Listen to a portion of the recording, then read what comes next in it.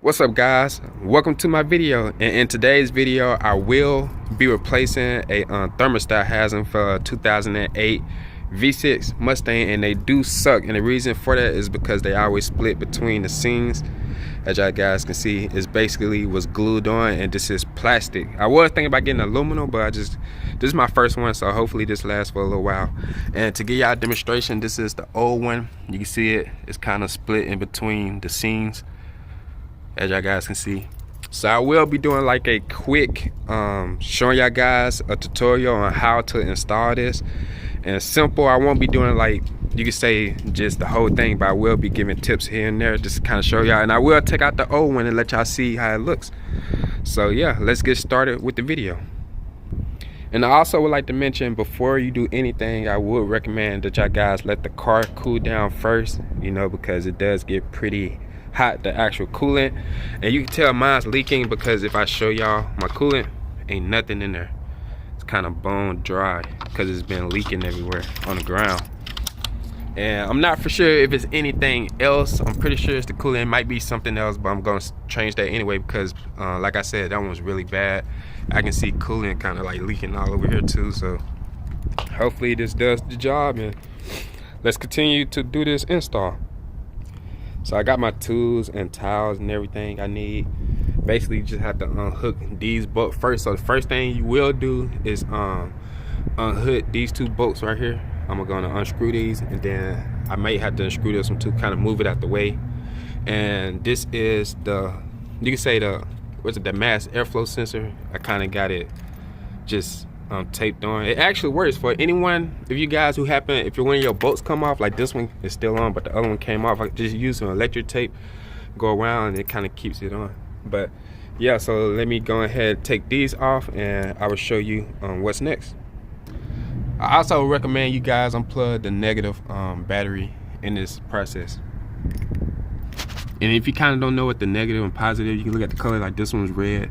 The ones that's red is always gonna be positive, and this one negative. Some of them have an indicator, like you see a negative sign, and this one you see a positive sign, so that kind of helps you just remove the negative terminal. So I loosen up these two bolts, and of course you have this right here. It's easy, just kind of move it back, and then you'll pull it, and just like that, it comes off. Same thing for this one right here. You kind of just lift up on the little red part right here, and then you'll pull it out, and just like that. Screwed the bolts, and I happened to get this out of the way. So of course the same thing with this one, like I showed y'all earlier, the little red tab. You kind of just push it back and then try to pull it off. Do have to put a little bit of force in it. It's been in there for a while, so let me do it with two hands real quick. So I finally got that one off. The same thing for this one. You see the little red tab, pull it back, and then you'll push it out. So I got both of the sensors off. Now the next thing is these 4 bolts on your throttle body. It's all 8mm bolts. I kind of got the wrench right here. I'm just gonna screw those off and take them off. So here's another tip. These screws was easy to get to. The last one right here is kind of not, because this hose is in the way. If you want, you can kind of unscrew this, take this hose off, and then it kind of gives you better access to that one. So I finally got the throttle body off, if y'all guys can see. Took it off here.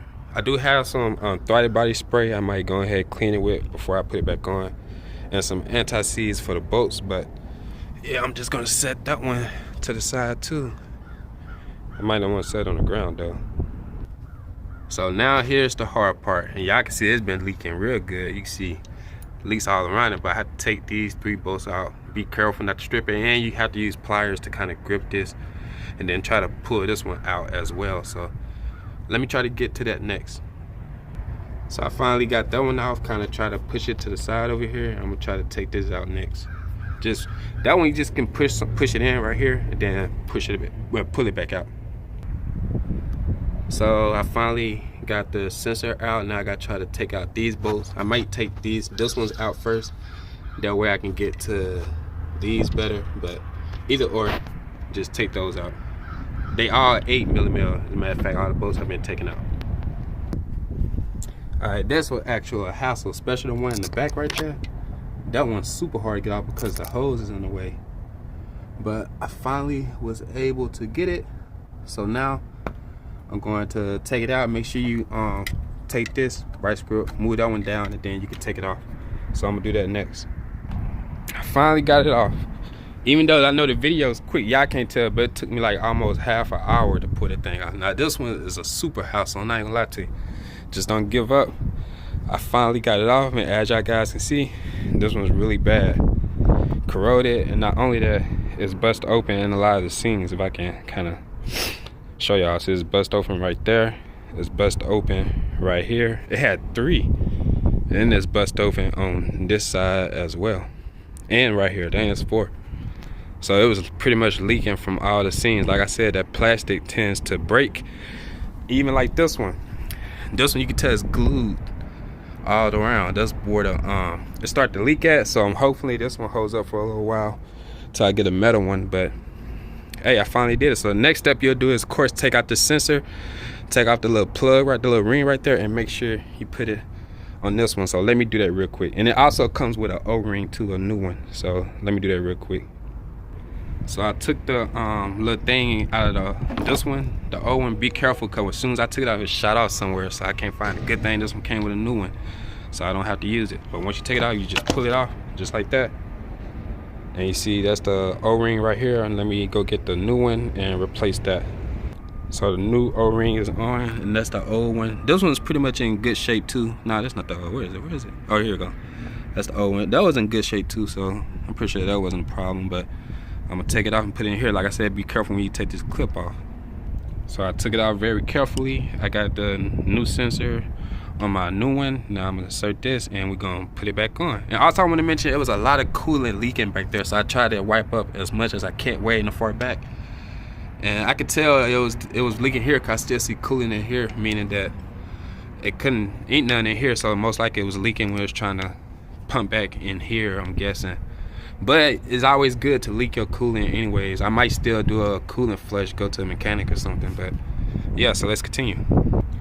I also would like to mention, they do both come with the gasket at the bottom. Like for example, this one. Just make sure you take the old one out. Now you don't have to take this out. Make sure that this one stays on here, because some people accidentally leave the old one stuck on here. Make sure you take it out, and the new one will automatically be at the bottom, or wherever new one you get.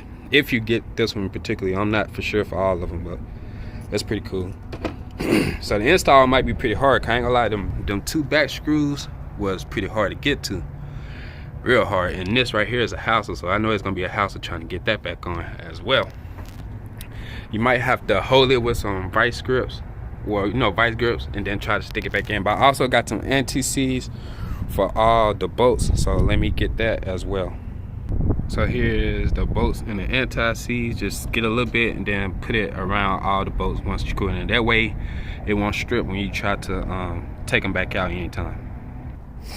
So I finally got it back on. It was a hassle, especially like I said, in 2 clips right there, but everything's hooked up how it's supposed to be. Looks good. Make sure I hand tighten. Now I'm going ahead and put my BBK cold air intake back in, and that's pretty much it. So I'm gonna start it up, put some coolant, and see if it leaks at the end of this video. But appreciate y'all guys for watching, so let me skip to that. All right, I finally got it all on. And I do want to say, before y'all do this job, be prepared for your hand to get dirty and your back to hurt, because my back is killing me, especially if you're trying to bend over and get out of them hard bolts, man. But I finally finished. I'm gonna fill it up with antifreeze. I'm gonna turn the car on and see if I see a leak. So let me skip to that. All right, I left it running for a little while. I don't see no leaks, so that might have solved it. And the coolant still filled to the top. Also, I'm squeezing it, try to let off some air bubbles. Just let y'all, that's a good way to get them out. But so far, so good. So I'm guessing that plastic, like I said, that plastic thermostat housing does get pretty bad over time. Like I said, I showed y'all the bad one. I might show it before I end this video, but right now I see no leaks. Wow. So that is definitely dope. Hopefully that fixed that. I feel like I got other problems too, but at least I got that one fixed. And this is the bad one to kind of show y'all guys before I end the video. Sometimes the new thermostat housing does get pretty bad, start bursting open, start leaking and everything. And I definitely would recommend to get these replaced as soon as you see it.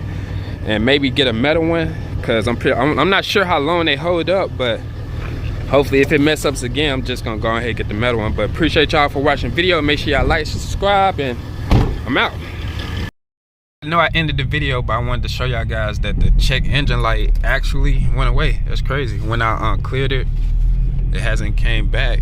So that's nice to know. It might still come back, because when I checked it, it did say something about the O2 sensors on my what you call it, the Cadillac converters. I might go ahead and get that replaced too, because remember, this is a old car Mustang, but they do last a long time, but it hasn't been maintenance, because it's like 160,000 miles. So I'm gonna get all that replaced. I'm thinking about doing the not the water pump. I did replace the alternator. I'm thinking about doing the fuel filter pump next as well. But appreciate y'all for watching the video. I kind of just wanted to show y'all that.